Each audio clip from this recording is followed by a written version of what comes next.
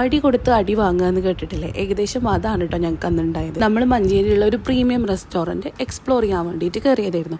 ആദ്യം നമ്മൾ വിചാരിച്ചു ചിക്കൻ അൽഫാം പോലത്തെ എന്തെങ്കിലും പറയാമെന്ന്. അപ്പോൾ ഒരു ആവേശത്തിന് പുറത്ത് എപ്പോഴും ട്രൈ ചെയ്യണമാണല്ലോ ചിക്കൻ എന്ന് വിചാരിച്ച് നമ്മൾ ഫിഷ് ഒന്ന് ട്രൈ ചെയ്യാമെന്ന് വിചാരിച്ച് ഫിഷ് ഓർഡർ ചെയ്തു. ഒരു പ്രീമിയം റെസ്റ്റോറൻറ്റ് എന്ന് പറയുമ്പോൾ എല്ലാവരെയും പോലെ തന്നെ ഞങ്ങൾക്കും അറിയാം അവിടുത്തെ ആംബിയൻസ് ആയാലും സർവീസ് ആയാലും അവിടുത്തെ പൈസ ആയാൽ പോലും നല്ല പ്രീമിയം ആയിരിക്കും എന്ന്. പക്ഷേ അത് മാത്രം പോരല്ലോ, ഫുഡും ആ ഒരു പ്രീമിയം റേഞ്ച് വേണ്ടേ. നമ്മൾ അവിടുന്ന് അപ്പവും ബട്ടർ ചിക്കനും ഫ്രൈഡ് റൈസും നൂൽ പൊറാട്ടയും ഒക്കെ ഓർഡർ ചെയ്തിട്ടുണ്ടായിരുന്നു. എല്ലാത്തിനും ഒരു അത്യാവശ്യം ടേസ്റ്റൊക്കെ ഉണ്ടായിരുന്നു. പക്ഷേ ഞങ്ങൾക്ക് പാളിപ്പോയത് ഞങ്ങളെടുത്ത ഫിഷ് അൽഫാമാണ്.